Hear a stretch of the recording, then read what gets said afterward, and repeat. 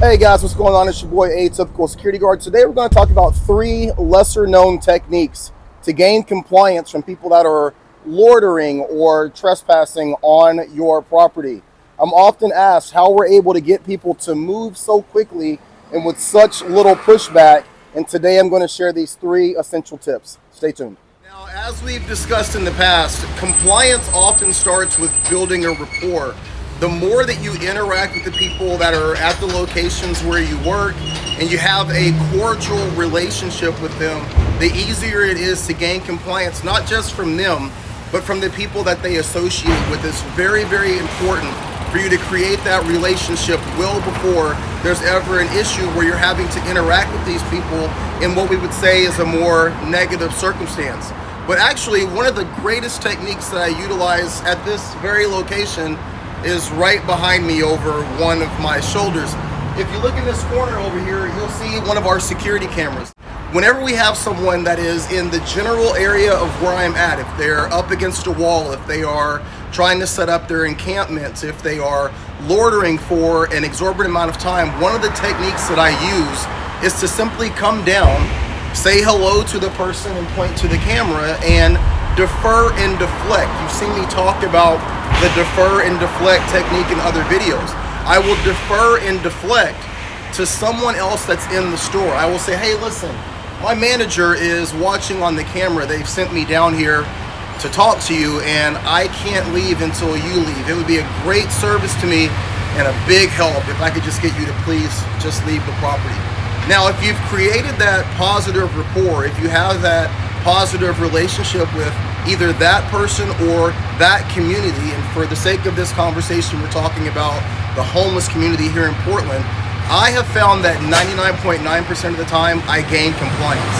Simply just pointing to something else like a security camera and then placing the blame on a third party, it takes away the sting of you advocating for or telling someone to do something. You have to remember, regardless of the fact that someone is homeless, drug addicted, maybe living a less than desirable lifestyle, these are still human beings, and that level of respect, that level of personal autonomy, it still remains. So the more that you can remove yourself, even though you're the agent, the person that's coming over to them and having this conversation about having them pick up their person and move along to somewhere else, the more that you can remove yourself from that and you're simply the messenger, you'll find that you're gaining a lot more compliance in those situations.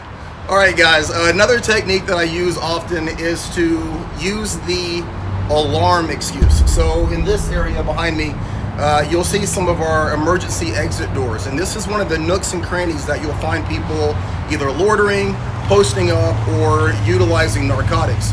If you're approaching from, say, this area of the street and you're making that approach to try and get them to leave the area, again, as you're approaching respectfully, and hopefully you've already built that rapport, you can play on their empathy and explain to them that by them sitting in this area, that by them leaning up against this door, they are setting off an alarm.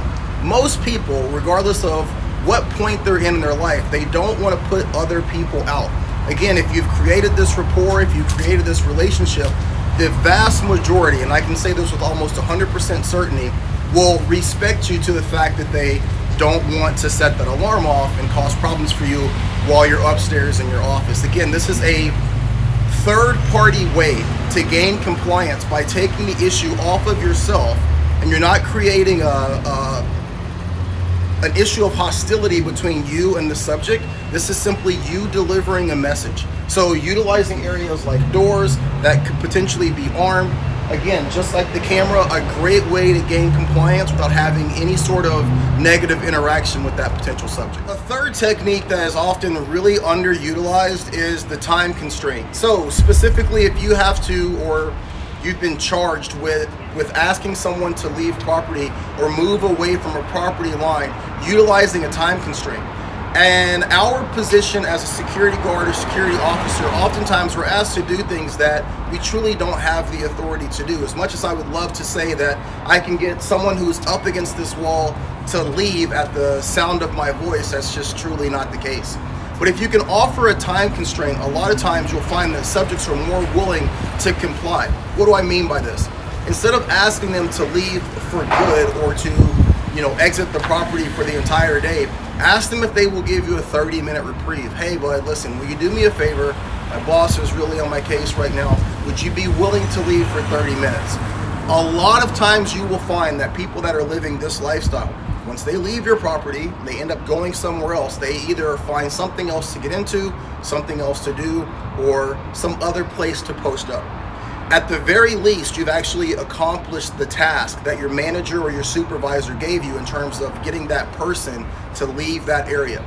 These tips and these thoughts that I'm sharing with you guys are simply ways for you to engage these subjects in a positive manner that keeps you from having a negative interaction. You remember, the more that you have a negative interaction with these subjects, the more there's a likelihood that the situation could evolve into something way more involved than just you having that interaction with them. Try to maintain a positive, respectful relationship with the homeless community, the drug addict community, even the shoplifters that you deal with.